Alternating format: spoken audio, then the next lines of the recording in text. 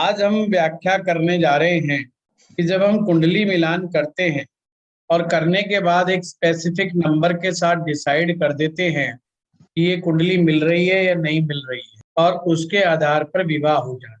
मैं कई क्लास में ये बात कह चुका हूँ कि जो गुणों का इम्पैक्ट है वो ग्रहों के इम्पैक्ट से ज्यादा नहीं हो सकता। इसलिए जब भी आप कुंडली मिलान करें तो उस व्यक्ति के पर्सनल कुंडली का विश्लेषण जरूर करें, क्योंकि पर्सनल कुंडली डिसाइड करती है कि इस व्यक्ति का माइंडसेट क्या है और ये मैरिज चलाएगा तो चलाएगा कैसे, मैरिज को चलाएगा। हम जब सप्तम भाव की बात करते हैं तो हमें ये समझ में आना चाहिए कि सप्तम भाव करना क्या चाहिए, क्या करता है आखिर। हम कहते हैं सप्तम भाव विवाह करो, पर उसके बाद क्या करता है?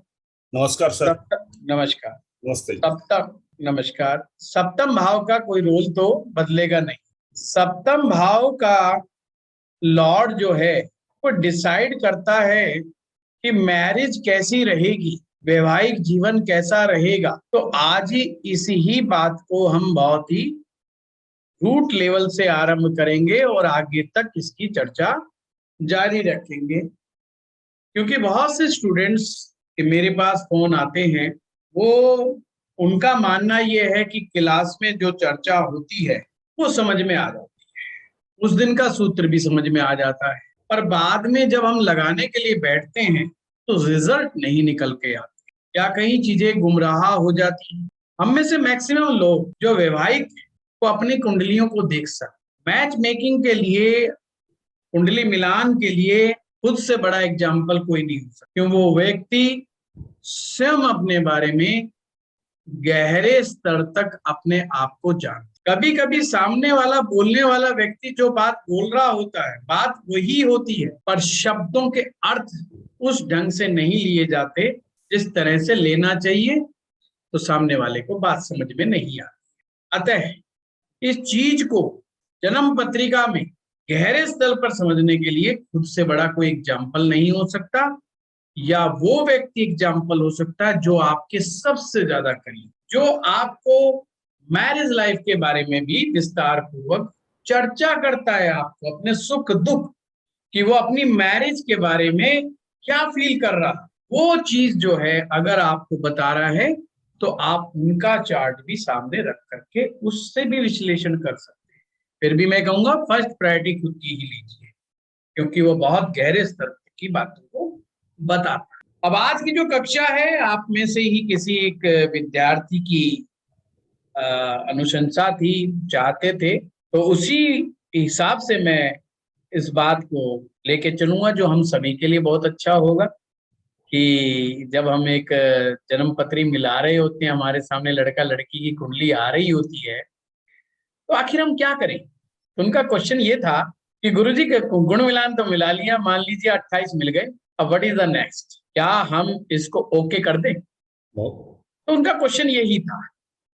तो मैं समझ गया कि मैच मेकिंग का जो सत्य है वो तो समझ में आ गया है, पर प्रोसेस अभी अधूरा है, इसको पूरा कर देते। तो आज की क्लास में इसको प्रोसेस को हम पूरा करें, ये चीज अपने ऊपर भी लागू करें और जो दूसरे चार्ट्स आते हैं उस पर भी एग्जाम्पल से ही बात करें।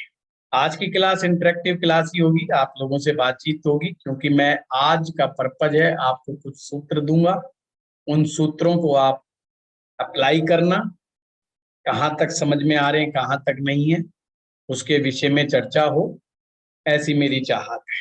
अब गुण मिलान मिला लिए तो बात आएगी ग्रह मिलान की, ग्रहों में क्या, और आप में से कोई बात किसी को नहीं समझ में आई तो चाहे वो छोटी से छोटी बात हो, रखना जरूर।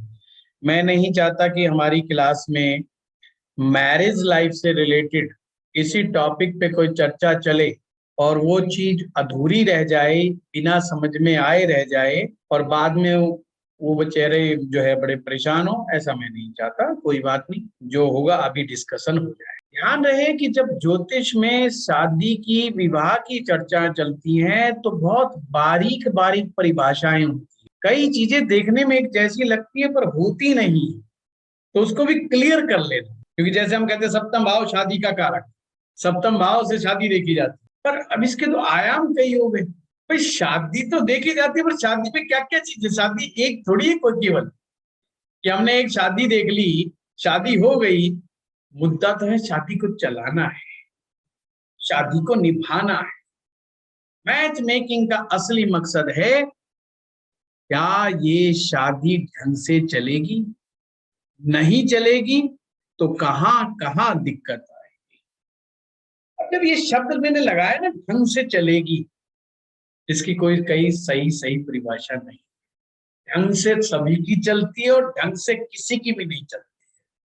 आप इसको इस तरीके से समझें। अब ये जो ढंग शब्द है ना, ये हर व्यक्ति के अनुसार अलग अलग है, डिफरेंट डिफरेंट।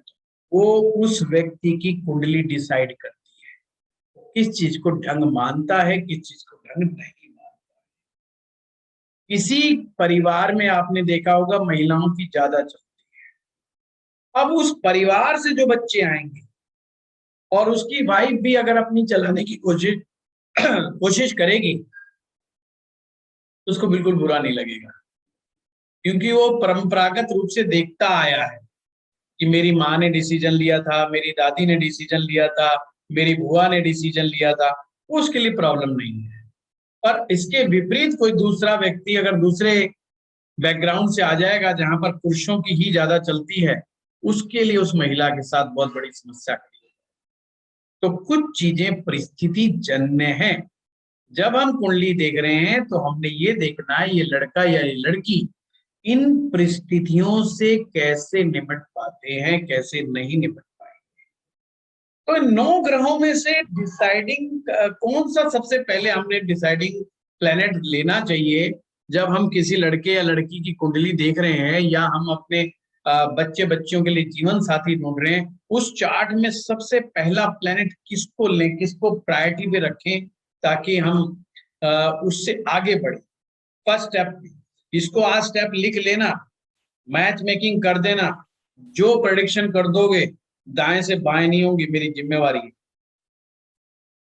और इसका मतलब ये नहीं कि स्टेप में गड़बड़ आएगी तो आप शादी क्रॉस कर देना, शादी मत कर, ऐसे सारी शादियां कैंसिल हो जाएंगी।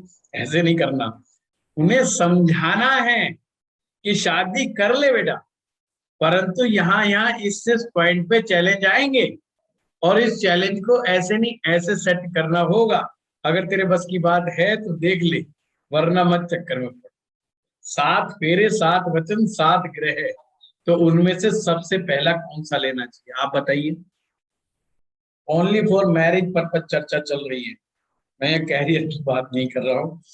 हम मैच मेकिंग में पहला प्रायोरिटी पे प्लेनेट कौन सा उठाए, चाहे वो लड़का हो चाहे लड़की। चंद्रमा। लड़की के लिए गुरु और लड़के के लिए शुक्र। और कोई? सर लग्नेश, सर दोनों का लग्नेश। अच्छा ठीक है, अब हम सभी के सभी गलती खा गए एक साथ, ठीक है। यहाँ बात चल रही है मैच मेकिंग, ध्यान रखिएगा, मैंने पहले कहा, और रेफरेंस है शादी, मुद्दा है हमारा ऑब्जेक्टिव शादी करवाना है। अब वो शादी करें कि ना करें, कहाँ पे प्रॉब्लम आएगी। हमने उस ग्रहों को ले लिया जिसका एक विस्तार स्वरूप शादी के साथ कनेक्टेड है, पर शुरुआत नहीं है। मैंने ग्रह का नाम लिया, भाव का नहीं। लग्नेश भी भाव था, सप्तम जुपिटर नहीं, उर्मी नहीं। अब आज यहीं से शुरू करते। सबसे पहले किसी भी लड़के लड़की की कुंडली में अगर आपने देखें तो बुध ग्रह को देखें, इसको स्टेप वाइज पकड़ लेना, बिल्कुल गलती नहीं खाओगे। सबसे पहले चेक करें लड़का या लड़की की कुंडली में बुध ग्रह तो खराब नहीं, बुध ग्रह के हालात कैसे हैं। बुध एक इतना शानदार ग्रह है, यही एक ऐसा ग्रह किसी भी विषम परिस्थिति से इंसान को बाहर निकाल सकता है या विषम परिस्थिति में डाल सकता है। इसी ग्रह के पास ताकत, सूझबूझ, करंट अफेयर्स, प्रेजेंट सिचुएशंस के अनुसार डिसीजन लेने की कला बुध ग्रह देता है। इस समय परिस्थिति घर में ऐसी चल रही है, माँ कह रही है मेरी तरफ, वाइफ कह रही है मेरी तरफ, अब करूं क्या। बुध ही तुम्हारा साथ देगा, कोई ग्रह साथ नहीं देगा, ये ध्यान रखिएगा।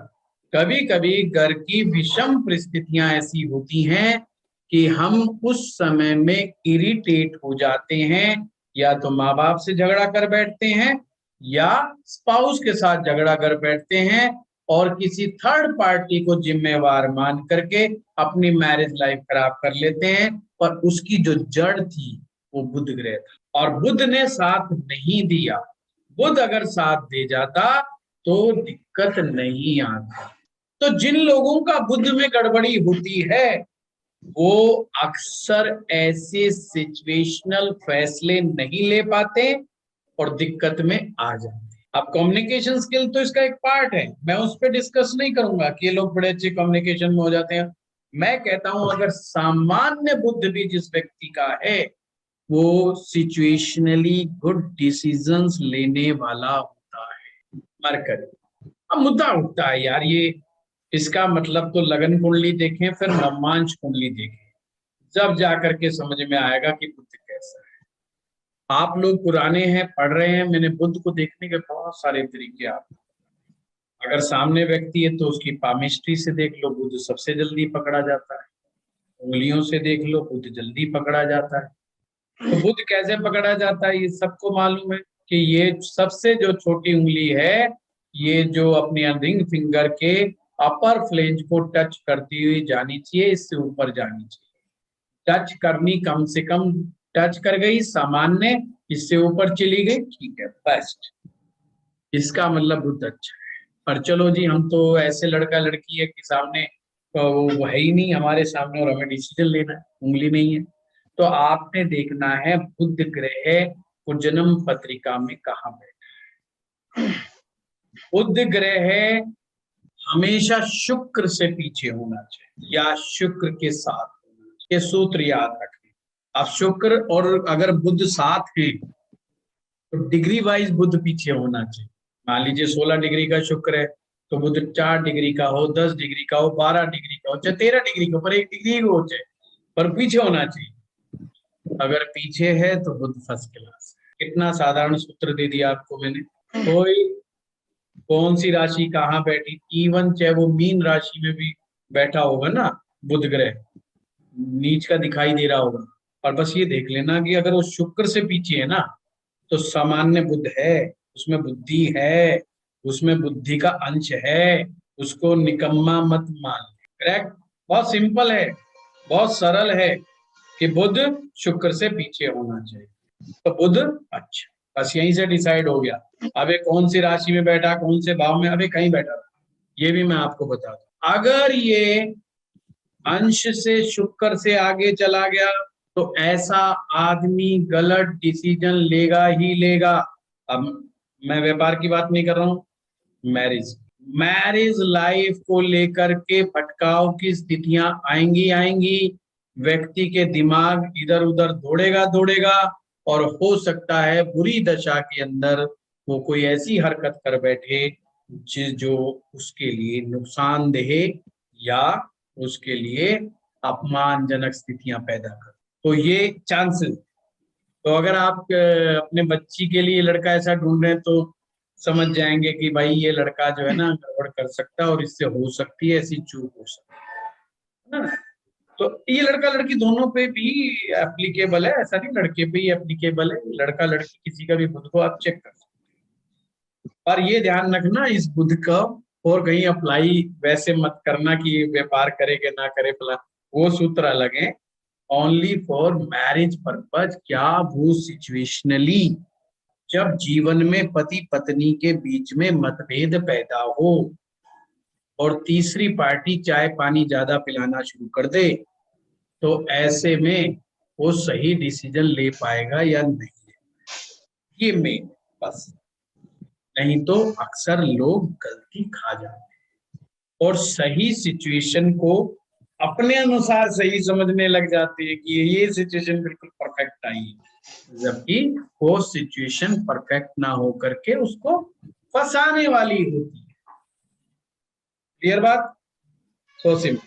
अब हम आगे, बुध अच्छा, इसका मतलब बुद्धि अच्छी, डिसीजन पावर अच्छी, सिचुएशनल चीजों को टैकल करने की पोजीशन अच्छी, वो कर जाएगा।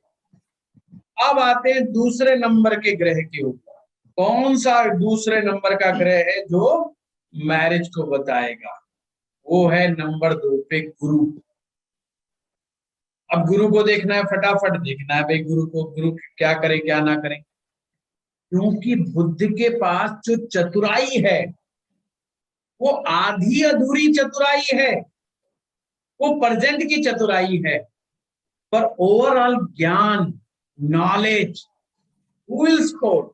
Jupiter will score.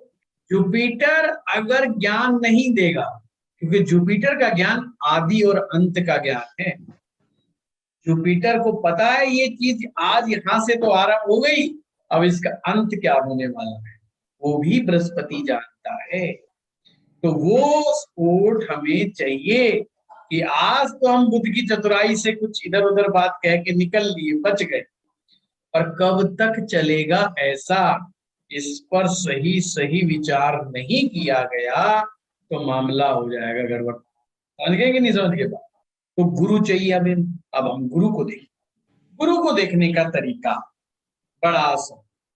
पहली बात, उस व्यक्ति की कुंडली में चंद्रमा राहु के साथ या केतु के साथ नहीं बैठा होना चाहिए।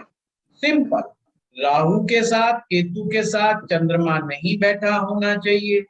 इसी प्रकार से सूर्य के साथ भी राहु केतु नहीं होने चाहिए। यानी ये कॉम्बिनेशन राहु चंद्रमा का, केतु चंद्रमा का, या सूर्य राहु का, या सूर्य केतु का नहीं होना चाहिए। अगर है तो बृहस्पति का, बृहस्पति दुखदाई, बृहस्पति दुख देगा। ये तो था पहला फार्मूला। अगर अब जरूरी थोड़ी है कि अगर ये होंगे तो ही बृहस्पति खराब होगी। मान लीजिए किसी की ये नहीं है, फिर भी तो बृहस्पति खराब हो सकता है। उसके लिए दूसरा भाव, पांचवा भाव, नौवां भाव और 12वां भाव, 2, 5, 9, 12 गुरु का शत्रु बुध ग्रह, शुक्र ग्रह और राहु ग्रह। राहु, बुध और शुक्र, ये 3 ग्रह दूसरे भाव में, 5वें भाव में, 9वें भाव में, 12वें भाव में नहीं होने चाहिए। मान लीजिए सेकंड हाउस में राहु आ गया, 5वें में राहु आ गया, 9वें में राहु आ गया, या 9वें में शुक्र बैठ गया, 5वें में शुक्र बैठ गया, तो ये बृहस्पति को बिगाड़ देगा, बृहस्पति को खराब कर देगा, बृहस्पति को डेंट मार देगा। अब बृहस्पति पे डेंट, बड़े शांति से समझना, बृहस्पति पे डेंट का क्या मतलब है? बृहस्पति का डेंट है उस ज्ञान में अशुद्धि हो गई। कौन सा ज्ञान? गृहस्थ जीवन का। कि गृहस्थ जीवन के लिए बड़ा डिसीजन कैसे लें, सही लें, कैसे लें और कब लें डिसीजन। उसमें क्या है कि अशुद्धि मिल जाएगी। अशुद्धि मिलने से व्यक्ति अपने दाम्पत्य जीवन में खोट मिलाना शुरू कर देता है। वो चीजों को मैनिपुलेट तो करता रहता है, बस वही वाले हालात है कि जिस दिन दवा नहीं ली उसी दिन sugar shoot out, BP shoot out हो जाएगा, तो उसका कोई भरोसा नहीं। तो अब हमें ना पॉइंट जब सब समझ रहे हैं तो हमें समझते रहना चाहिए कि ये पॉइंट थोड़ा सा कमजोर, वो पॉइंट थोड़ा सा कमजोर, फिर अपने को उनका इलाज भी करना है ना। फिर जब भी बात बनेगी, ऐसे थोड़ी बात बनेगी। यही तो सारे बेचारे के खराब निकाल देंगे, लास्ट में कह देंगे शादी मत कर, तो वो तो बेचारा परेशान हो गया। ऐसा नहीं चलेगा। हमारा काम है लोगों को सही समय पर सही दिशा बताना और उन्हें समझाना कि जो गड़बड़ है अब उस गड़बड़ को ठीक भी करना। ये दूसरा था, इस तरीके से बृहस्पति को डिसाइड। बाकी तो हमारे पास टेक्निक है, आप सभी पुराने स्टूडेंट हैं कि मूल त्रिकोण राशि, धनु राशि से देखो कि गुरु कहाँ बैठे हैं, नवमांश कुंडली में जाके देखो। पर जो सूत्र मैं बता रहा हूँ उनसे ये सब चीज देखने की जरूरत नहीं है कि आप नवमांश में जाकर के देखने की जरूरत नहीं पड़ेगी। आप जो यहाँ डिसाइड हो गया वही मिलेगा, ये ध्यान रखना। ऐसा बिल्कुल नहीं मिलेगा कि राहु सेकंड हाउस में बैठा है और उच्च का गुरु जो है आपके नवमांश में बैठा दिखाई दे रहा है। अगर दिखाई दे रहा है तो समझो उसके पीछे कहीं ना कहीं गड़बड़ है। उसके ऊपर अध्ययन करना, लंबी सांस खींचना 3-4 बार और सोचना कि यहाँ कैसे ऐसे हो रहा है, कि कहीं स्थान परिवर्तन है, कहीं कोई दृष्टि का संबंध है, कहीं कोई सिचुएशनल ऐसी है, मतलब दाएं बाएं कोई पाप कर्तरी में तो नहीं फंसा हुआ है। मतलब रुकने का मतलब मेरा ये होता है, कभी कभी हमारी आंखें जो देखती है वो उस चीज पर चोरी हो जाती है जो सबसे आसान है। जैसे उच्च का गुरु, ओह गुरु उच्च का गुरु हो गया, अब वो दाएं बाएं के ग्रह दिखने बंद हो जाते हैं कि साइड में राहु भी बैठा है और इस साइड में शनि बैठा है, अब वो देखना बंद हो गया, जबकि वो अपने उच्च के गुरु के परिणाम दे ही नहीं पा रहा, क्योंकि उच्च का गुरु तो सैंडविच की तरह हो गया है, परिणाम नहीं निकल रहे हैं। और हम ज्योतिषियों के मजे ले रहे हैं, देखो बताओ, अब उनकी सिर के ऊपर चढ़ रहे हैं हम, ये देखो साहब कैसे हो गया। अरे भाई गलती तुम्हारी है, तुम लोगों ने गलती कर दी है। तो लंबी सांस का मतलब मेरा ये होता है, और जो चीज मैं आपको बता रहा हूं वहीं से पता। किसी के मान लो राहु चंद्रमा एक साथ पे, डेंटेड है, गुरु डेंटेड है, उसका ज्ञान डेंटेड है। अब डेंटेड ज्ञान का मतलब समझो पहले, नहीं तो यही कंफ्यूजन खड़ा हो जाएगा। डेंटेड ज्ञान का मतलब ये है, ज्ञान लिया, ज्ञान मिला और हमने ज्ञान को स्वीकार किया, और ज्ञान मिलने के बाद का वाह मजा आ गया, इतनी ग्रेट नॉलेज है यार, आज के बाद मैं तो कम से कम ऐसा नहीं करूंगा, ये वाहियात बकवास मैंने नहीं करनी लाई। हो गया जी बात। अब डेंटेड का मतलब क्या होगा, थोड़े ही समय पास उसी के पास सिचुएशन घूम करके आ जाए और बता भाड़ में गया ज्ञान, पहले लठ लाओ मेरा, मैं तो उसी तरीके से ट्रीटमेंट दूंगा जैसे मैं देता आया। फिर किसी ने समझाया, यार तूने प्रॉमिस किया था, तेरे पास तो नॉलेज है, फिर उसको रियलाइज होता है, यस आई हैव नॉलेज, मैं इस चीज के लिए नहीं बना हूं, मैं ये काम नहीं करूंगा, डंडा फेंक। पर सिचुएशन आई थी, उस सिचुएशन में आप टैकल नहीं कर पाए, उस सिचुएशन को आपने वैसे ही हैंडल किया जैसे आप करते आ रहे थे, इसे कहते हैं डेंटेड ज्ञान। कभी कभी जब हम सामने प्रैक्टिकल लोगों को देखेंगे तो हम गलती खा जाएंगे, अरे यार ये आदमी तो बहुत ही अच्छा है, बहुत अच्छी अच्छी बातें कर रहा है, पर आज बिखर गया बेचारा, क्या करे यार, स्थिति ऐसी आ गई। और उसको भी बड़ा असहज लगेगा कि अगर तेने अपना पुराना लठ नहीं उठाया तो तेरा मरना हो गया, और फिर जैसे ही लठ उठाता है उसको काफी कंफर्टेबल फील होता है कि देखो मैंने सिचुएशन को हैंडल कर, बाद में वो रियलाइज करता है नहीं ऐसे नहीं, ऐसा होना चाहिए। ये काम ग्रह, आज मैं किसी महिला को समझा रहा था, अपनी पुरानी स्टूडेंट है, आंखों की डॉक्टर, में से कोई, तो उन्हें मैं यही चीज बता रहा था कि ग्रह सिचुएशन क्रिएट करते हैं, ग्रह आपकी हर समय परीक्षा लेते हैं। वो आपके सामने एक सिचुएशन देते हैं, जैसे टीचर आपके सामने एक क्वेश्चन दे छोड़ देता है ना, और वो आपको एक सिचुएशन में डाल देता है, तो इसी तरह से ग्रह भी हमारी परीक्षा लेता है। अब जिनके पास डेंटेड ज्ञान होता है वो उस ज्ञान को क्षण भर के लिए भूल बैठ, यानी ज्ञान है फिर भी हम अप्लाई नहीं कर पाए, तो फिर वो क्या करते हैं, परवचन कुशल बहु तेरे, रामायण में लिखा है तुलसीदास जी, वो प्रवचन करने में वो बड़े कुशलता हासिल कर लेते हैं, लोगों को बड़ा अच्छा अच्छा ज्ञान देंगे, बड़ी मीठी मीठी बातें करेंगे, तो वो फिर प्रवचन कुशल बहुतेरे वाले यही है बृहस्पति का डेंटेड होना।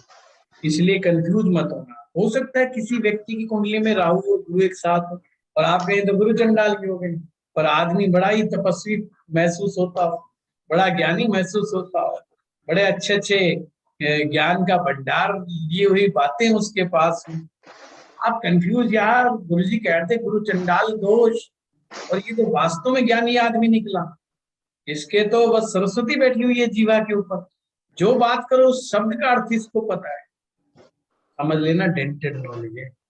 और डेंटेड नॉलेज समझ गए ना, जब खुद के ऊपर पड़ेगी खुद अप्लाई नहीं करेगी, वो ज्ञान उधारी ज्ञान, उधार बांट के लिया है, उधारी मतलब करता रहे, खुद के ऊपर नहीं आए, अपने पास नहीं रखेगा उस ज्ञान, बांटता रहेगा, अप्लाई नहीं करेगा। अब तीसरे नंबर पे कौन सा प्लेनेट आता है, पहले पे तो हमने बुध को लिया, फिर बृहस्पति को लिया, अब हम चेक करेंगे मंगल। मंगल एक ऐसा ग्रह है जो इंसान को सुधारने का काम करता है, कहते हैं ना ये आदमी नहीं सुधरेगा, ये इंसान नहीं सुधरेगा, तो हम ज्योतिष में कैसे डिसाइड करेंगे कि ये सुधरेगा कि नहीं सुधरेगा? जैसे कई बार माँ बाप आते हैं, कहते हैं कि साहब देखना ये बेटा जो है हमारा जवान है और सुधरता नहीं है, ये भी कर, मतलब खुद ही उस आपको देखने की जरूरत नहीं, खुद ही बता देंगे क्या क्या कमियां हैं इसमें, क्या क्या परेशानियां हैं इसमें। वो आपसे पूछनी नहीं, वो तो पूछने आए हैं कि अब सुधरेगा कि नहीं सुधरेगा, कोई आशा रखेंगे ना रखें। ये बात मंगल ग्रह से पता चलती है। शादियों में, विवाह में, मैरिज लाइफ में गलतियां होना स्वाभाविक है, पर क्या व्यक्ति अपनी गलतियों से सुधरेगा, ये मंगल डिसाइड करेगा। यदि मंगल शुभ होगा, अच्छा होगा, वेल प्लेस्ड होगा, मंगल शुभ होगा, अच्छा होगा, वेल प्लेस्ड होगा, तो ही व्यक्ति रियलाइज करेगा कि गलती हुई है और गलती ना दोहराऊं। मंगल प्रैक्टिस का बहुत बड़ा कारक ग्रह है, ये ध्यान रखना, मंगल प्रैक्टिस का बहुत बड़ा कारक ग्रह है। यानी कि प्रैक्टिस, बार बार प्रैक्टिस करना, अच्छी चीजों की या बुरी चीजों की, ये ध्यान रखना। अच्छी चीजों की भी प्रैक्टिस मंगल कराता है, बुरी चीजों की भी प्रैक्टिस मंगल कराता है। आपने देखा होगा ना, आजकल लड़ाई झगड़े होते हैं तो तुरंत पत्थरबाजियां चल जाती हैं। अब कुछ लोगों की प्रैक्टिस पत्थर फेंकने की है, उनकी प्रैक्टिस है तो है भाई, प्रैक्टिस तो है, अब वो पॉजिटिव है नेगेटिव वो एक अलग विषय है। कुछ लोगों की पॉजिटिव प्रकृति होती है, सकारात्मक प्रैक्टिस होती है। तो जो आप जितनी भी अपने जीवन में प्रैक्टिसेस करते हैं किसी भी प्रकार की, पॉजिटिव या नेगेटिव, वो मंगल ग्रह से आती है। चाहे वो एक्सरसाइज की प्रैक्टिस है, चाहे खाना खाने की प्रैक्टिस है, चाहे आपके एंजॉय करने की प्रैक्टिस है, कुछ भी, एनी प्रैक्टिस, जो भी आप डेली रूटीन में करते हैं, वो मंगल डिसाइड करते हैं। तो लड़का लड़की को ये तो देख लो सुधरेंगे कि नहीं सुधरेंगे। कई बार वो कहते हैं गलती, गलती देखो यंग उम्र है, हो जाती है, मान के चलना पड़ेगा, होंगी। मंगल के बिना पर हम किसी को रिजेक्ट नहीं कर सकते, और हाँ, ऐसा मंगल जरूर देख ले जो गलती को गलती माने और सुधरने के लिए तैयार। तो उसके लिए कैसे देखेंगे मंगल? मंगल ग्रह के साथ राहु नहीं होना चाहिए, मंगल ग्रह के साथ केतु नहीं होना चाहिए। केतु ग्रह है तीसरे भाव में, केतु ग्रह है 8वें भाव में नहीं होना चाहिए। अब इसके साथ एक चीज और जोड़, तीसरे भाव का स्वामी और 8वें भाव का स्वामी केतु के साथ नहीं होना चाहिए। तीसरे भाव का स्वामी, 8वें भाव का स्वामी केतु के साथ नहीं बैठना चाहिए। अगर बैठ गया तो मंगल ऑटोमेटिक गड़बड़ हो जाएगा। वो गलतियां बार बार करेगा, रियलाइज नहीं करेगा, हमेशा दूसरों की गलतियां निकालेगा, खुद की गलती को स्वीकार नहीं करेगा, और लड़ाई झगड़ा। फिर आपको मंगल का तो पता ही है, मंगल के क्या कहने। तो ऐसा मंगल नहीं होना चाहिए। अगर ऐसा मंगल होगा तो समस्या पैदा, और गहरी समस्या पैदा, और फिर शादी चलना मुश्किल हो जाएगा। मंगल की इतनी बड़ी पावर है शादी कि शादी तक चलनी। भाई एक आदमी से आप कब तक कितना समझाओगे, कितना मत्था मारोगे। गलतियों का भी एक वो देखा जाता है कि लेवल देखा जाता है। एक आदमी को कुछ काम नहीं करना आता तो आदमी सब करेगा, यार ये काम इसको दो ही मत ना, टेंशन खत्म, दूसरी से करवा लो, बात खत्म करो, इसका कोई ना कोई वो निचोड़ निकाल ले। पर स्वभावगत गलतियां, व्यवहारिक गलतियां, और डेली की डेली, और खास करके जो हिंसात्मक हो जाएं, उग्र हो जाएं, घर का वातावरण खराब कर दे, वो प्रवृत्ति तो डेली नहीं चलेगी। अब कोई आदमी शराब भी पिए और शराब पी के हल्ला भी मचाए और ऊपर से पिटाई भी कर दे, अब ये तीनों बातें थोड़ी चलेंगी। अब शराब पी लिया तो अपना चुपचाप आके घुस के सो गया, आदमी एक्सेप्ट कर लेगा, कोई बात नहीं, पड़ा रहने। या पीने के बाद थोड़ा इधर उधर ड्रामा अपने घर घर में थोड़ा मोटा करा और चुपचाप सो गया, घर वाले पता है आधे घंटे में चुपचाप पड़ जाएगा, सहन हो जाए।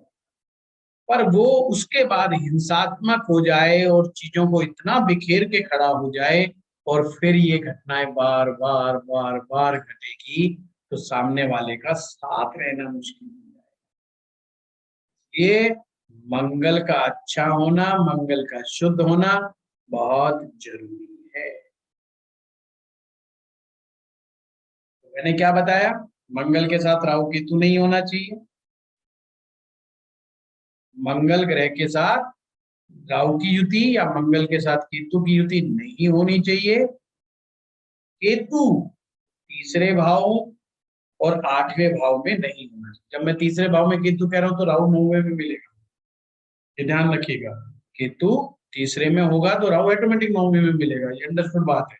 जब मैं कह रहा हूँ केतु 8वें में नहीं होना चाहिए तो इसका मतलब राहु सेकंड में मिलेगा ही मिलेगा। तो आप इसको उल्टा भी आप याद कर सकते हो वैसे कि राहु जो है दूसरे में और राहु 9वें में नहीं होना चाहिए। नियम अलग हो जाता है, इससे बेटर है कि केतु से ही याद रखें। तो केतु यहाँ पर संबंध नहीं बनाएगा तो ज्यादा अच्छा रहेगा। अन्यथा व्यक्ति एक गलती को बार बार करने का प्रयास करेगा। बुध, गुरु और मंगल 3 ग्रह हो गए, ये 3 स्टेप है। 3 स्टेप तक अगर मैरिज आ गई है तो आगे चलाना थोड़ा आसान भी हो जाता है। अगला ग्रह जो वो है शुक्र। देखो आप शुक्र को पहले नंबर पे ला रहे थे, शुक्र तो अब पहुंच रहे हैं सबसे बाद में। शुक्र को समझने में ना अक्सर मैंने देखा है हम लोग गलती खा जाते हैं। मेरे पुराने वीडियो उठा के देखिएगा यूट्यूब पे जाकर के, बहुत लास्ट में जब मैंने शुक्र को बड़ा एक्सप्लेन किया है, कुछ तो मेरे ऑडियो हैं, उन ऑडियो को सुनिएगा। मैंने प्रैक्टिकली उनके बारे में बोला है, शुक्र को मतलब प्रैक्टिकल चीजों में इंप्लीमेंट कर करके बोला है। वीनस आपका कंफर्ट है, वीनस आपका टेस्ट है, वीनस आपकी लाइफ की क्वालिटी है। वो तो डिसाइड कर रहा है कि इतना शानदार तरीके से चीजों को आपको चीजें मिलेंगी। तो ये डिसाइड कर रहा है। आप कहीं घूमने गए, आपको 7 स्टार होटल मिलेगा कि 5 स्टार मिलेगा कि 3 स्टार मिलेगा, या एक छोटा सा रेस्टोरेंट मिलेगा, या कोई ढाबा मिलेगा, या कोई एक आश्रम मिलेगा, या ये सब भी नहीं मिलेगा, कहीं फुटपाथ पे ही सोना पड़ेगा। शुक्र तो ये डिसाइड कर रहा है। शुक्र जितना ज्यादा खराब होगा क्वालिटी ऑफ मैरिज लाइफ को कमजोर कर देगा। अब क्वालिटी ऑफ मैरिज लाइफ इसके बहुत आयाम। एक मेरा वीडियो है वाह और आहा, उसके ऊपर मैंने पूरा बनाया है, शुक्र के ऊपर है, जाके पीछे का देखिए। जब मुंह से निकले वाह तो समझ लेना ये शुक्र है, ये शुक्र की वाह वाह, वाह मजा आ गया। इसका मतलब शुक्र ने अपना रस छोड़ा है, शुक्र ने अपना आशीर्वाद दिया है, इसलिए आपके मुंह से निकला वाह मजा आ गया। तो शुक्र ये डिसाइड करता है मैरिज। शुक्र एक शहद है, मीठा शहद, जिसके लालच में इंसान बस उस शहद के अंदर घुसा रहता है। जब ऐसे हम देखते हैं तो स्त्री के लिए शुक्र उसका पुरुष है और पुरुष के लिए उसका शुक्र उसकी स्त्री है। हस्बैंड के लिए अगर लड़के की कुंडली में शुक्र देख रहे हैं तो उसकी पत्नी है, और लड़की की कुंडली का जो शुक्र देख रहे हैं तो उसका पति है। अब यहाँ चीज मत समझ कहना कि आपने मंगल बताया था, यस मंगल ही है, वो उस अलग रेफरेंस में। पर यहाँ मैं जो चीज समझाना चाहता हूँ, लड़की के शुक्र को अवॉइड नहीं, जो लड़के का शुक्र बता रहा है वही लड़की का शुक्र बता रहा है। भाई आपके अंदर आपकी कुंडली में बैठा हुआ शुक्र आपकी अपनी मैग्नेटिक पावर है कि दूसरा व्यक्ति आपकी खुशबू से कितना प्रभावित होता है, आपकी पर्सनैलिटी से कितना प्रभावित होता है। शुक्र ये चीज है। कोई व्यक्ति आपके पास आकर के बैठता है और वो बाद में कहे वाह आपके साथ बैठ के मजा आ गया, इसका मतलब आपका शुक्र ठीक है। कोई आके कहे अबे दिमाग खराब कर दिया तुमने तो मेरा, जा रहा हूँ चल छोड़, मैं क्या यहाँ से, समझ लेना भाई तुम्हारा आज का शुक्र गड़बड़ है, आज शुक्र तुम्हारा ठीक। पति पत्नी की कुंडली में शुक्र का अच्छा होने का मायने यही है, जब लड़का लड़की के पास जाए तो कहे वाह मजा आ गया, और लड़की भी कहे वाह तुम्हारे से मिलके मजा आ गया। ये ही है शुक्र। और शुक्र का बड़ा शानदार, शुक्र बेलगाम घोड़ा हो जाता है। खुशबू है ना, उसका काम है खुशबू फैलाना, और वो जहां भी जाएगा पता नहीं किसकी नाक में पड़ जाए, खुशबू कहाँ जाके टकरा जाए, वो इसके ऊपर मोहित हो जाता है। और शुक्र भी ऐसा है, उसको सिर्फ और सिर्फ तारीफ चाहिए। भाड़ में जाइए सामने वाला कौन है कैसा है, मेरी तारीफ कर रहा है ना, बस इतना ही ठीक है। इससे ज्यादा मुझे ऊंच नीच कुछ नहीं चाहिए, अमीर गरीब कुछ नहीं चाहिए, मुझे धन नहीं चाहिए, मुझे एक ऐसा व्यक्ति चाहिए जो मेरी तारीफ करे। ये शुक्र की फिलॉसफी समझ लेना तो शुक्र को समझ जाओगे।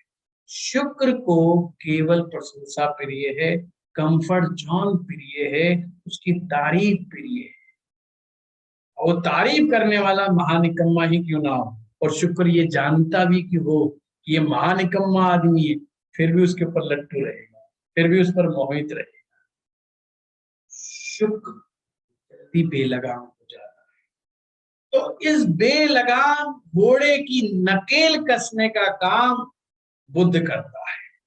और शुक्र, मैं यहाँ घोड़े से कैसे रिप्रेजेंट कर रहा हूँ समझना, जब भी कभी भी शुक्र की कोई दवाई, शुक्र से रिलेटेड कोई जोश पैदा करने वाली दवाई, तो घोड़े दौड़ते भगाएंगे। एडवर्टाइजमेंट में भी देखा होगा, वो भी बड़े समझदार हैं, वो घोड़ों को रिप्रेजेंट कर बेलगाम, और हमेशा बेलगाम घोड़े दौड़ते दिखाएंगे यार, वो शुक्र को रिप्रेजेंट कर। ये चंद्रमा को करती है, ध्यान रखना, घोड़ा जो है बेलगाम जो होता है ये शुक्र को रिप्रेजेंट करता है। इसकी नाक में नकेल जो रहेगा वो बुध डाल सकता है, और बुध जब भी डालेगा, बुध की शर्त है कि मैं इससे पीछे रहूंगा तो नाक में नकेल डाल के रखूंगा, नहीं तो भैया मेरे बस की बात नहीं, क्या कर देगा। यानी कि शुक्र किसके फेर में फंस जाएगा इसकी बात की गारंटी मैं नहीं लेता। शनि ग्रह बड़ा मोहित रहता है, लाल किताब कहती है शनि की माशूका है शुक्र।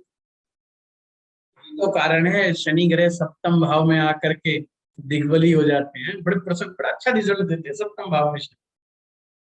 ज्योतिष में ग्रहों की फिलॉसफी, भाव की फिलॉसफी, इंसान की फिलॉसफी को अगर हम समझ गए, ज्योतिष समझ में आ जाती है, हमें सूत्र रट्टे मारने की जरूरत नहीं पड़ेगी। हमें समझ में आ गया कि शनि को शुक्र पसंद, और शुक्र का घर सातवां में, वहां पर जाएंगे शनि, बढ़िया मजा लेंगे।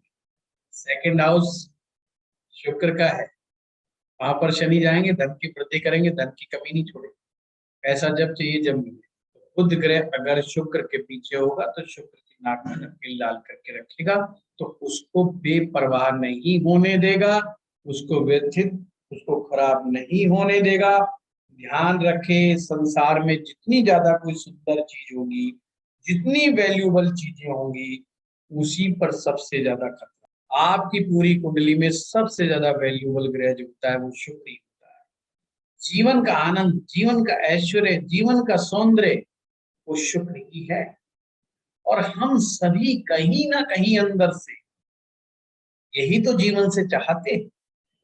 ये तो बहाना है, पैसा चाहिए, घोड़ा चाहिए, बंगला चाहिए, गाड़ी चाहिए, ये सब बहानेबाजियां हैं।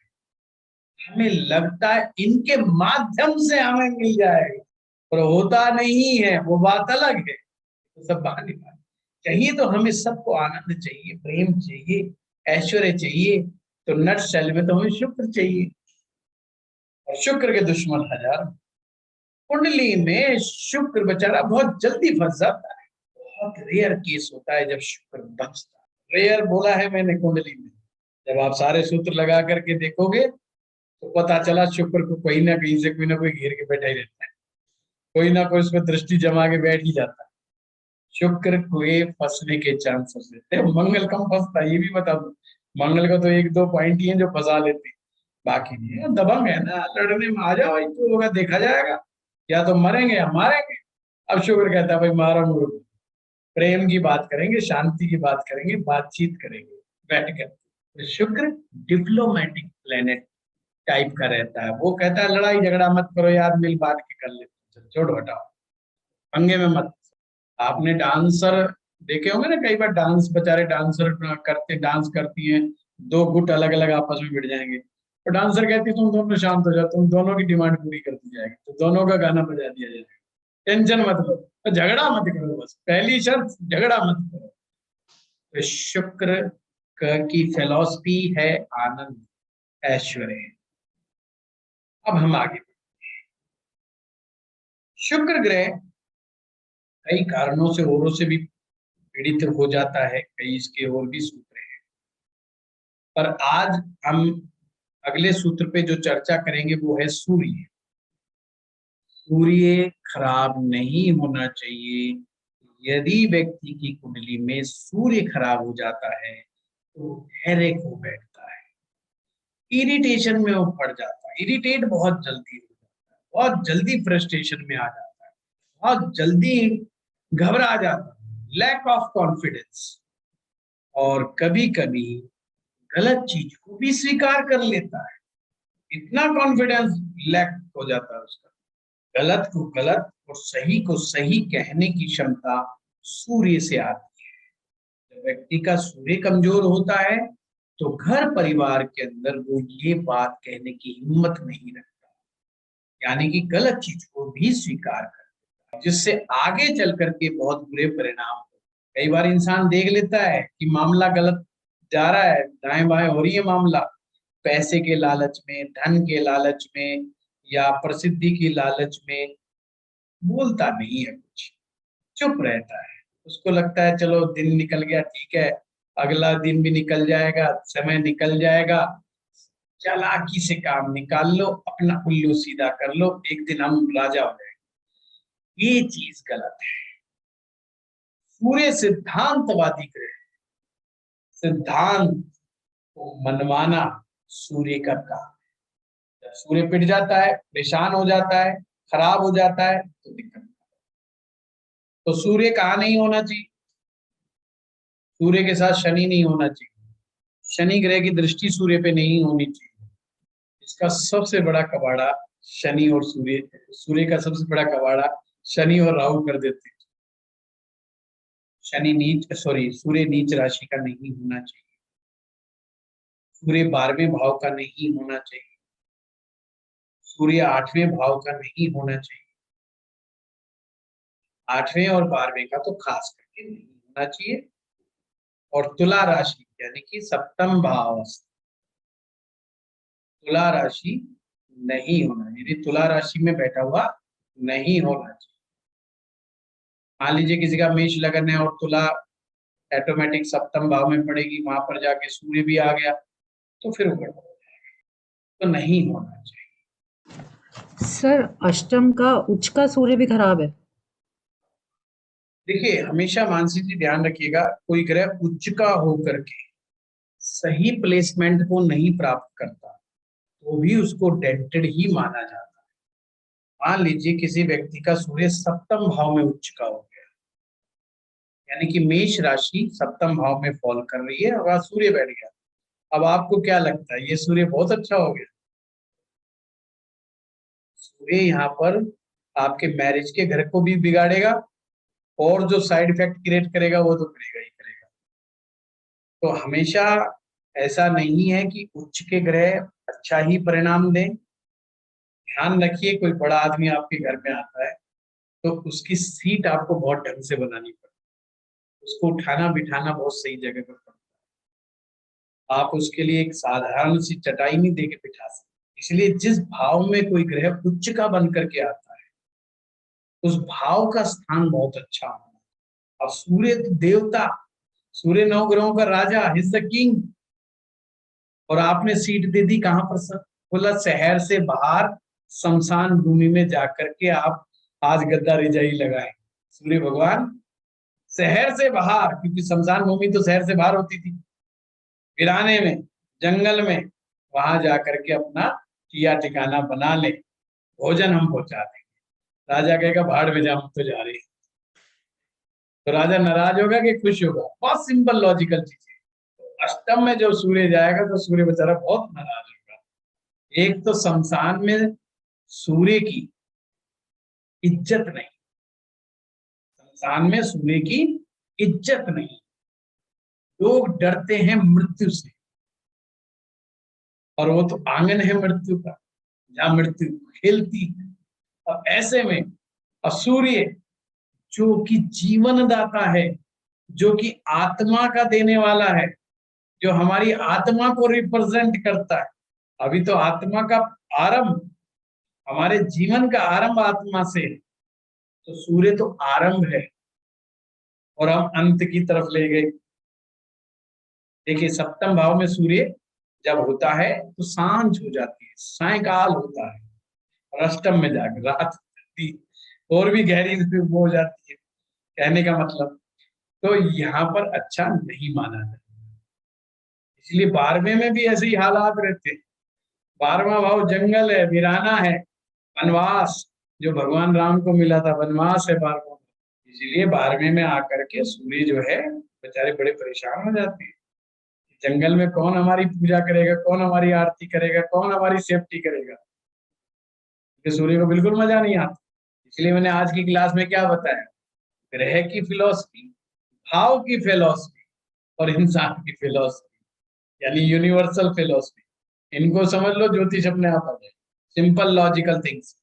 अब एक ग्रह हो गया शनि, शनि को और समझ लो, और इसको इसी प्रायोरिटी पे रखना, चाहे मतलब उल्टा सीधा मत करना, कहीं गुरु को पहले लाओ शुक्र को पहले लाओ, वो मत करना। बुध से ही स्टार्ट करना, बुध के बाद गुरु लाना, मंगल लाना, ऐसे लेके आना। फिर आप देखिएगा मैच मेकिंग के पैरामीटर जैसे सेट करते ग्रहों के कर देंगे। लाइफ में ये आदमी मैरिज के बाद ऐसा ऐसा होगा, ये मैरिज के बाद ये घटना होगी, इसके अंदर इरिटेशन इस प्रकार से होगी, ये ऐसे होगा, मैरिज लाइफ उसकी वैसी ही जाएगी, उससे अलग नहीं जाएगी। और शनि ग्रह, शनि ग्रह अगर अच्छा होगा तो उद्योगपति बनाएगा, उद्यमी बनाएगा। ऐसा व्यक्ति नारायण स्वरूप हो जाता है, लोगों को रोजगार बांटता है, लोगों को नौकरियां लगाता है। और शनि अगर अच्छा नहीं होगा तो वो इंसान हमेशा दूसरों की कमियां निकालने में लगा रहेगा, और ये देखेगा ये आदमी ऊपर राइज कैसे करके गया, इसी के पीछे लगा। नेतागिरी, जो नेतागिरी में रहते हैं उनको मालूम है, अगर एक नेता किसी फार्मूले से आगे बढ़ जाता है तो बाकी 9 नेता और तैयार हो जाते हैं उसी फार्मूले पे काम करने के लिए। सृजन करने की क्षमता जो शुक्र देता है, सृजन करने की क्षमता जो शुक्र देता है, और मैंने बताया शनि लाइक्स वीनस, उसको शनि ग्रह को सृजन करने वाले को बहुत लाइक करता है। आप अपने ऊपर 80% दिमाग लगाएं कि आपकी अपनी ग्रोथ कैसे होगी, आपकी अपनी कमियां क्या क्या है, आप अपनी कमियों को कैसे सुधारें। जो इंसान आत्म मंथन करता है, अपनी कमियों का मंथन करता है, शनि भगवान उससे खुश रहते हैं। और जिसका शनि ठीक नहीं, भाई वो आत्म मंथन नहीं करता, वो दूसरे का मंथन करता है, दूसरे ने क्या टेक्निक अपनाई है, दूसरे ने ये क्या किया, उसने क्या किया, हम क्या करेंगे। आइडिया लेना है पर पिच लगू नहीं होना है, किसी के पीछे पीछे नहीं चलना। तो शनि का कार्य है आपको उद्यमशील बनाना, आपको व्यापारी बनाना, उच्च दर्जे का धन अर्जित करने वाला व्यक्ति। मेटेरियलिस्टिक प्लैनेट है, हायर लेवल ऑफ मेटेरियलिज्म शनि के अंदर विद्यमान है, जिसके दम पर आप अपने परिवार को, अपने रिश्तेदारों को, अपने बंधुओं को, अपने बांधवों को, और उसके बाद जो लोग बच जाएं सभी को अगर कुछ देने की क्षमता रखते हो तो शनि ग्रह से। शनि ग्रह कमजोर, मामला कमजोर। आपको तो पता है शनि ग्रह का संबंध नौकरी से, शनि का संबंध रोजगार से है। अब बंदा, आप शादी कर दो, बंदा कमा धमा के ना दे कुछ, तो मामला गड़बड़ हो जाएगा ही नहीं, तो बेचारा कहाँ से। तो इसलिए जब लड़का ढूंढते हैं तो उद्यमशील, और लड़की भी उद्यमशील होनी चाहिए, यानी मेहनती।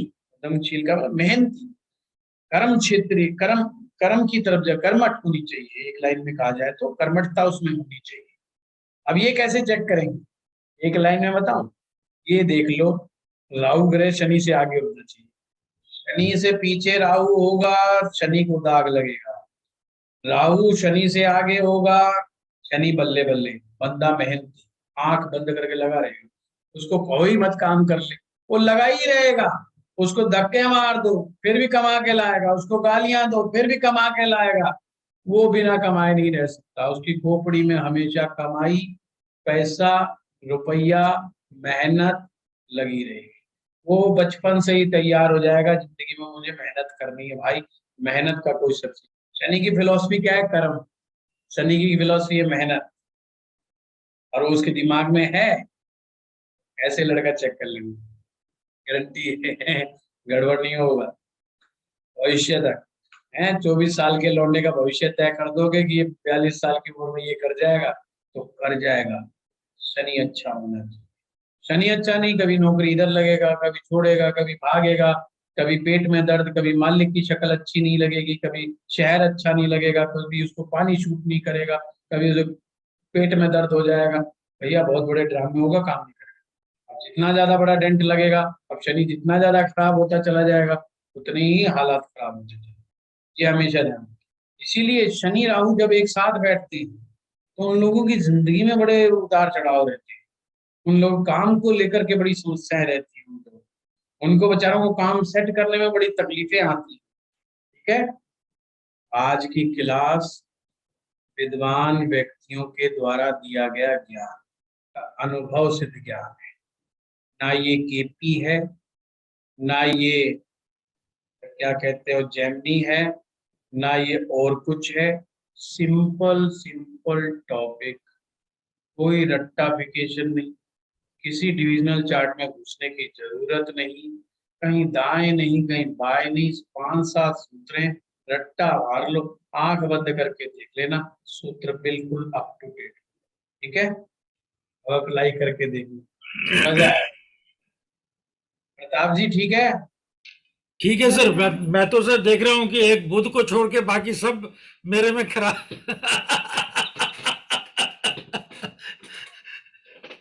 एक बुध के सबका वही हाल है। एक बुध के आगे शुक्र है। ऐसे पत्री मिलाई होती तो रिवाइज। देखिए बुध ही ठीक होना चाहिए, बाकी तो सुलट जाएगा सर।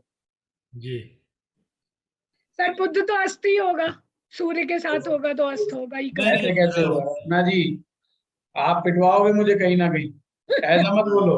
जरूरी नहीं है, बिल्कुल नहीं जरूरी। देखिए इसीलिए मैं आपको बहुत शुरू से कहता हूँ कि मैं सबसे कम मेहनती टीचर हूं, सबसे कम।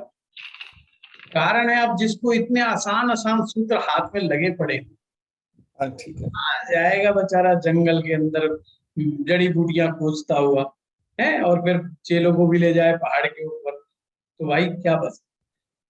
मैं वो कर्मठ व्यक्ति हूँ जिसने जो मेहनत करनी थी बहुत दब के निचोड़ा है अपने आप को, जिसको कहते हैं ना हर तरह से उल्टा सीधा करके देखा है।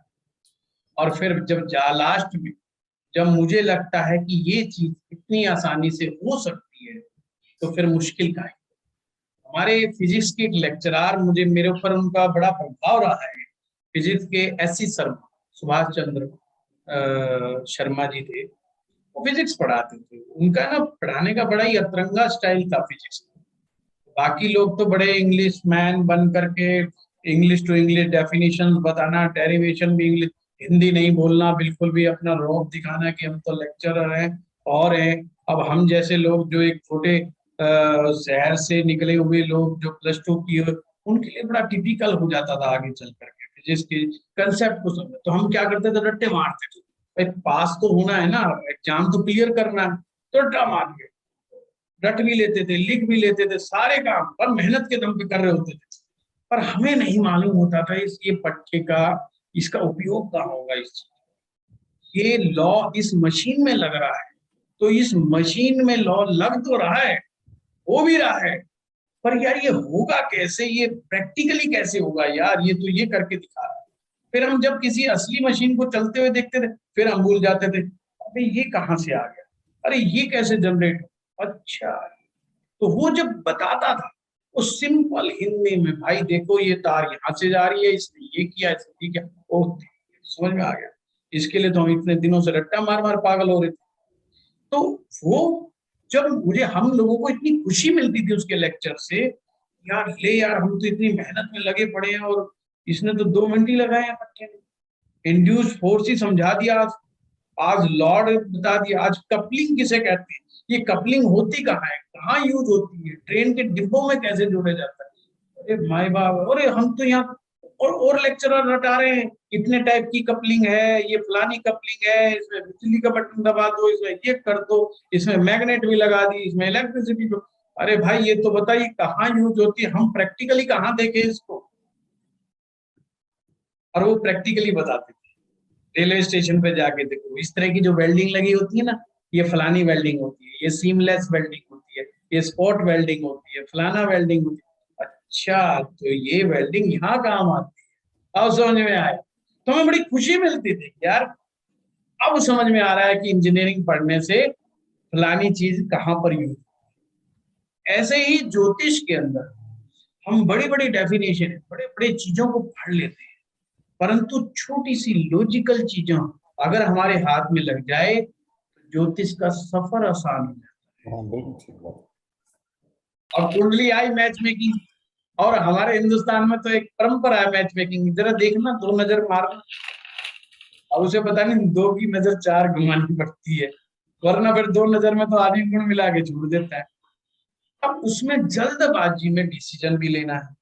अब ऊपर से अगर मेरे जैसा ज्योतिषी, जिसको लोग ये भी मानते हो कि हाँ जानकार आदमी है, काफी अच्छा जानकार है, और वो बेचारा गलत भी नहीं बोल सकता, अब मेरे जैसे व्यक्ति को डर भी लगे कि गलती ना हो जाए कहीं, तो वो क्या करेगा, फिर भाई वो शॉर्टकट मेथड ही ढूंढ ढूंढ के लाएगा। अब बड़े बड़े मेथड तो ढूंढ के लाएगा नहीं। अब मैच मेकिंग में मैं अगर उसके सप्तम भाव को, स्वामी को पहले D1 में देखूं, फिर D9 में देखूं, फिर उसको और जगह जाकर के चेक करूं, फिर उसको मूल राशि से चेक करूं, फिर उसकी स्ट्रेंथ निकालूं, और 20 मिनट की मशक्कत के बाद कहूंगी ये चीज तो यहाँ प्रॉब्लम, भाई मेरा तो दिमाग ही घूम जाएगा। और लोगों को अच्छा ये नहीं मिली तो ये एक और देखना, ये एक और देखना, फिर ऐसे चलता है, कैसे देखोगे आप। और आप ऐसी कंडीशन हो गई, आप ना यस कर सकते ना कर सकते। यस इसलिए नहीं कर सकते कि आप खुद डाउटफुल कि आपने ढंग से तो चेक किया ही नहीं है, क्या पता गलती हो जाए, और अगलों की तो जिंदगी का सवाल है। तो ये चीजें आप बड़े आराम से कीजिए। हमारा जो ये कोर्स था इसका मुख्य उद्देश्य था कि भाई मैच मेकिंग को कैसे ढंग से करना है। हम अगली क्लास में एग्जाम्पल्स वगैरह भी धीरे धीरे करेंगे।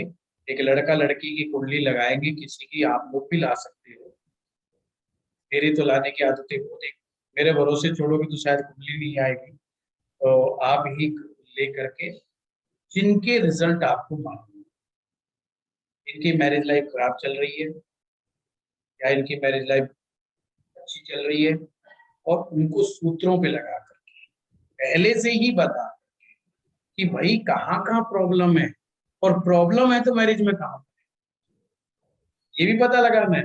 जरूरी नहीं है कि भाई मैं खराब मैरिज का कोई डेफिनेशन नहीं है और अच्छी मैरिज की कोई डेफिनेशन नहीं, ये ध्यान से रखिएगा। कभी कोई ना कोई दिन ऐसा आता है जिस दिन मैरिज लाइफ खराब होती है, और कोई ना कोई अच्छा आता है जब मैरिज लाइफ बहुत अच्छी होती है। तो ये हर महीने में कई बार ऐसी घटनाएं दुर्घटनाएं घटती रहती है, तो इसको पूरी लाइफ की मैरिज लाइफ को गलत या ठीक के मायने में मत रखिएगा। और फिर देखेंगे आज की मैरिज लाइफ कैसी है, इसको कैसे फाइंड आउट करेंगे। जी प्रताप सर, एक थोड़ा सा ये क्लैरिटी चाहिए था कि चंद्रमा या सूर्य जब राहु केतु के साथ होते हैं तो गुरु क्यों खराब हो जाते हैं? बहुत अच्छा आपका प्रश्न। देखिए बहुत सिंपल सी बात है, आप मूल चीज पर आइएगा कि हमारे जीवन में जो मैंने अभी बताया आरंभ है वो आत्मा है, हमारी चेतना शक्ति है। चेतना जो है जिसे हम अवेयरनेस भी कह सकते हैं, इस ब्रह्मांड में ज्ञान व्याप्त है, इस ब्रह्मांड में ज्ञान व्याप्त है, ये ब्रह्मांड ज्ञान से, नॉलेज से भरा पड़ा, और हर व्यक्ति ज्ञान नहीं लेता। केवल वही व्यक्ति उस ज्ञान को ले पाता है या ग्रहण करता है या ग्रहण करने की चेष्टा रखता है जिसकी अवेयरनेस अच्छी होती है, जिसकी चेतना शक्ति अच्छी होती है। अच्छे और बुरे का डिसीजन तो वही लेगा ना जिसका सूर्य की चमक, सूर्य एक दिया है, सूर्य एक दीपक है, सूर्य एक ज्योति है, जिसके अंदर में ज्योति होगी वही तो सही का और गलत का फैसला करेगा। अब नॉलेज तो बुरी भी है हमारे ब्रह्मांड में, अच्छी भी है, बम बनाने की टेक्निक भी है, किसी को मारने की टेक्निक भी है वो कीमा बनाने की टेक्निक भी है, मच्छी बनाने की टेक्निक भी है, और अच्छी सी सब्जी बनाने की टेक्निक भी है। पर हमारी चेतना शक्ति वो डिसाइड करती है कि हमें कौन सी नॉलेज गेन करनी है। आप और हम क्यों ज्योतिष की नॉलेज गेन कर रहे हैं? हम उन लोगों को भी नहीं लाइक करेंगे जो कहेंगे जय श्री राम का नारा लगाओ और फलाने की गर्दन काट दो या फलाने को मार दो, हम तो उनको भी लाइक नहीं करेंगे। क्यों नहीं लाइक करेंगे? अरे हमारी चेतना शक्ति नहीं अलाउ करती, हमारी चेतना शक्ति कहती है ये गलत है, टोटल गलत है, ये एक आदमी जैसा कर रहा है वैसा हम थोड़ी कर रहे, हम थोड़ी करेंगे ऐसा। तो हमारी जब चेतना शक्ति यानी कि सूर्य शक्ति, जब हमारी सूर्य शक्ति राहु के द्वारा, केतु के द्वारा बांध दी जाती है, मतलब उसको कवर कर दिया जाता है, उसको कवर कर दिया, अब वो दिखाई नहीं देगी, वो छिप गई है, वो हमें रिजल्ट नहीं देगी। पीछे ध्यान रखना, ग्रहण का मतलब छिप गया, ऐसा नहीं समाप्त हो गया, समाप्त नहीं होगा। सूर्य वही का वही है, सूर्य की रोशनी वही है, और उसकी रोशनी छिप गई है, कहां तक नहीं आ रही, हम तक नहीं पहुंच पा रही, तो छिप गई है। अब छिपी हुई रोशनी, छिपी हुई चेतना, इसका मतलब छिपी हुई चेतना, अंदर से मन तो है कि नॉलेज ले लें फिर कभी लेंगे, ठीक नहीं है। मास्टर जी के चश्मा चढ़ा हुआ है, मास्टर जी की आंखें ठीक नहीं है, मास्टर जी का चेहरा ठीक नहीं है, इस वाले से नहीं लेंगे, फलाने वाले से लेंगे। ये क्या है? ये हमारी चेतना अलाउ ही नहीं कर रही है उस नॉलेज को लेने के लिए, चेष्टा ही नहीं कर रही है। तो गुरु कहां से मिलेगा? गुरु का ज्ञान कहां से मिलेगा? तो गुरु को डेंट लग गया। अब गुरु को डेंट का मतलब नहीं, गुरु खराब नहीं हुआ, गुरु तैयार बैठा नॉलेज देने के लिए। अब मुद्दा फंस गया कि वो अगला ले ही नहीं रहा है, गुरु तैयार बैठा, अगला ले ही नहीं रहा। सूर्य राहु एक साथ, अगला तैयार ही नहीं है लेने के लिए। कई बार कहते नहीं, घर में कई बार बच्चा ऐसा हो जाता है, कोई बड़ा वैद्य जी हो बड़े अच्छे, कोई बड़ा अच्छा डॉक्टर हो, कोई बड़ा अच्छा टीचर हो, कोई बहुत अच्छा मेरे जैसा ज्योतिषी हो, कहे यार तेरे बच्चे को तो तू संभाल नहीं पा रहा, तेरे बच्चे को तो तू समझा नहीं पा रहा, तो दुनिया को ज्ञान देता फिर रहा है। अब भाई हम तो ज्ञान देने के लिए बैठे हैं घर में, दुनिया आ रही है, ज्ञान ग्रहण कर रही है, पर उसकी चेतना शक्ति ज्ञान ग्रहण नहीं कर रही, क्योंकि उसकी बात चेतना, वो राम है, आत्मा राम है। हमारे राम नहीं चाह रहे कि हमें ऐसा ज्ञान मिले, हमारे राम नहीं चाह रहे कि हमें गुरु वशिष्ठ मिले। चंद्रमा, चंद्रमा हमारा मन है, हमारा मन, अब उसको भी डर, और मन हमेशा कम आनंद से अधिक आनंद की ओर जाता है, और उसको आनंद का अनुभव ही नहीं हो रहा। आनंद आ कहां से रहा और आनंद जा कहां से रहा? चंद्रमा पीड़ित है। अब उसको जो महसूस हो रहा है, अब उसमें वो उसको अच्छा भी महसूस कर सकता है, बुरा भी कर सकता है, पर उसको अच्छे बुरे का, वास्तविक अच्छे बुरे की नॉलेज नहीं बची। समस्या ये आ रही कि कौन सी चीज उसके मन को आनंद देगी। Now he is confused. हर आदमी को पता है मैं ये करूंगा तो मुझे मजा आएगा, बस एक राहु चंद्रमा वाला, चंद्रमा केतु वाला व्यक्ति कहता है मजा तो मैं भी लेता हूं, कब आएगा कब नहीं आएगा ये नहीं पता, बस पिछली बार किया था मजा आया, आज कर रहा हूं बिल्कुल नहीं आया। इसका मतलब अब वो कंफ्यूज है। मान लीजिए किसी की कोई टेस्ट की कोई चीज है, मान लीजिए कोई एक स्पेशल दुकानदार है आपके शहर में, बहुत अच्छी चाय बनाता है, मनपसंद चाय वाला है, आपका मन करता है जाते हैं चाय पीते हैं, वाह करते हैं, आ जाते हैं, फिर अगली बार जाते हैं चाय पीते हैं, मजा नहीं आ रहा, बेकार बन रही है। फिर किसी दिन जाते हैं अच्छी बन रही है, फिर किसी दिन कहते हैं नहीं यार चाय पियो ही मत, बकवास, कुछ और ही करते हैं। इसे कहते हैं कंफ्यूजन ऑफ टेस्ट। मन नहीं समझ पा रहा कि मुझे आनंद कहां से मिले। जब राहु चंद्रमा वाली स्थितियां ऐसी नहीं होती, उन्हें पता होता है एग्जैक्टली तू ये काम दोबारा रिपीट करेगा तो तुझे मजा आएगा। इसलिए राहु चंद्रमा जिनके लोगों के साथ में होते हैं, उनको अक्सर कभी मेडिटेशन में बहुत गहरा मजा आता है और कभी बिल्कुल ही मजा नहीं आता। अरविंद जी कुछ आप कह रहे हैं क्या? मैं ये पूछना था जी कि शुक्र और मंगल की युति को क्यों नहीं अच्छा मानते? शुक्र और मंगल, अच्छा, इस पर ठीक। थोड़ा सा शुक्र और मंगल की युति, या दृष्टि संधान। पहली बात, मेरा ये अपना मानना बहुत अच्छी है। मैरिज के प्रोस्पेक्ट, मैरिज के एस्पेक्ट से अगर मैं देखूं तो मंगल और शुक्र की युति बहुत लंबे समय तक दाम्पत्य जीवन को बनाए रखने में बहुत अच्छी है। दिक्कत यहाँ पर एक ही फंसती है, जब भी किसी की कुंडली में आप मंगल शुक्र देखो ना, वही सूत्र अपना कि बुध पहले है कि बुध बाद में है। अगर बुध पहले है, बिल्कुल मत घबराना, 8 साल की एज तक भी मैरिज लाइफ को टच रखेंगे, फिजिकल रिलेशनशिप को बहुत अच्छे रखेंगे। इन लोगों के फिजिकल रिलेशनशिप बहुत कामयाब, जिनकी कुंडली में भी मंगल शुक्र की युति। मानसिक बड़ी बड़ी बीमारियों से बहुत बड़ा बड़ा बचाव। अगर बुध 7 आ गया, 7 का मतलब बराबर डिग्री या डिग्री से ज्यादा, या एक कदम आगे बढ़ गया, फिर मंगल शुक्र की स्थिति बहुत दयनीय हो जाती है, क्योंकि वो लंपट हो जाता है। अब पिछली बार जब हम बुध शुक्र की बात कर रहे थे, तब हम कह रहे थे भटक जाता है, अब लोग कह रहे हैं लंपट हो जाता है, क्योंकि मंगल की ताकत शामिल हो। मंगल कहता है मुझे किसी के बाप की परवाह नहीं, जो करना है सो करूंगा और खुलेआम करूंगा, जिसमें जो दवा कर दे। एक व्यक्ति चीजों पर पर्दा डाल के करता है, एक आदमी ओपननेस से करता है, तो फिर वो ओपन हो जाता है। इसीलिए वो मंगल शुक्र की स्थिति बहुत ज्यादा गड़बड़ी की तरफ ले जाती है।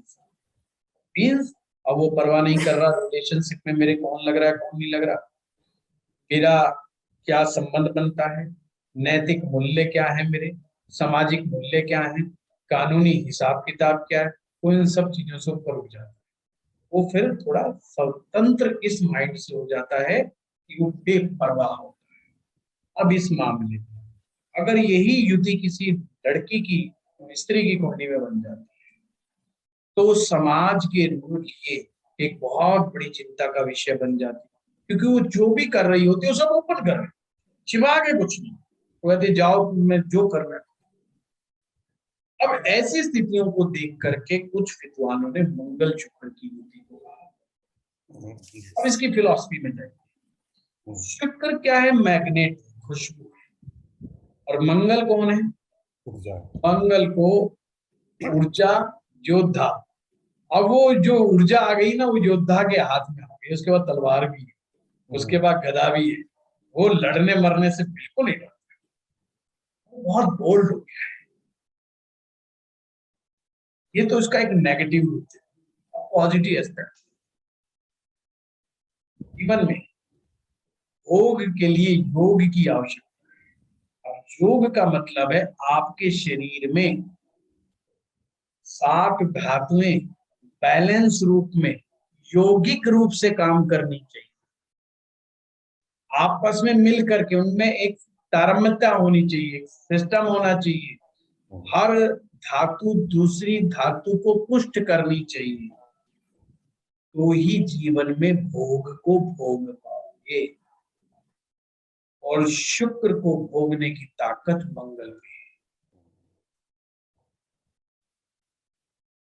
अगर शरीर बीमारियों का शिकार हो जाएगा तो कैसे भोग को भोगेंगे? मंगल शुक्र की युति शरीर में ऐसी विकृत बीमारियों को जल्दी से नहीं आने देती। इसलिए का 60-70 साल तक की उम्र तक भी वो लोग फिजिकली मेंटेन हो सकते,